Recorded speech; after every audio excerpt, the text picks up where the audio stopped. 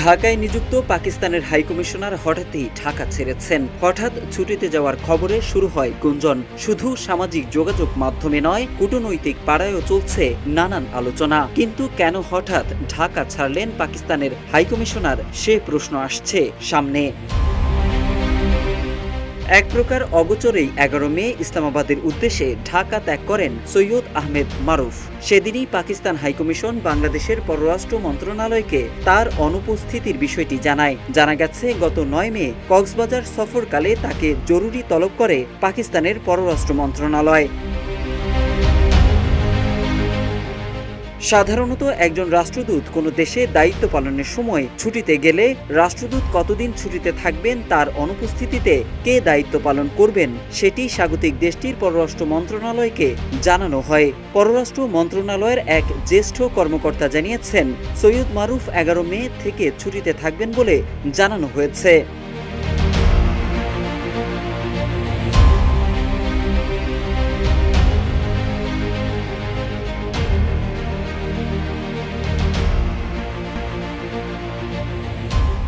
এদিকে ওই কর্মকর্তা ছুটিতে থাকাকালে ভারপ্রাপ্ত হাইকমিশনার হিসেবে উপ হাইকমিশনার মোহাম্মদ আসিফ দায়িত্ব পালন করবেন বলে জানানো হয়। তখন পাকিস্তান হাইকমিশনের কাছে জানতে চাওয়া হয়, সৈয়দ মারুফ কতদিন ছুটিতে থাকবেন তা কিন্তু উল্লেখ করা হয়নি। এরপর পাকিস্তান হাইকমিশন অনানুষ্ঠানিকভাবে জানায় 2 সপ্তাহের ছুটিতে থাকবেন সৈয়দ মারুফ। দীর্ঘদিন পর পাকিস্তান বাংলাদেশ সম্পর্কে নতুন হাওয়া। এমন উর্বর সময়ে আহমেদ মারুফের দেশত্যাগ নিয়ে প্রশ্ন উঠছে। গত 9 মাসে তিনি দেশের এক প্রান্ত থেকে অন্য প্রান্তে ছুটেছেন, মিটিং করেছেন, গণমাধ্যমে কথা বলেছেন এবং বাংলাদেশের বর্তমান পরিস্থিতিতে নিজেকে একজন গুরুত্বপূর্ণ কূটনীতিক হিসেবে প্রতিষ্ঠা করেছেন। তাহলে কেন তাকে জরুরি তলব? তার এই ছুটিতে যাওয়া নিয়ে ঢাকার কূটনৈতিক পাড়ায় চলছে নানা গুঞ্জন। অনেকেই বলছেন অনির্দিষ্টকালের জন্য, কেউ বা বলছেন 2 সপ্তাহের জন্য ছুটিতে গিয়েছেন তিনি। তবে কূটনৈতিক পাড়ায় গুঞ্জন, আহমেদ মারুফ সম্পর্কে জড়িয়েছেন এক বাংলাদেশি নারীর সঙ্গে। ওই নারী একজন সরকারি ব্যাংকার।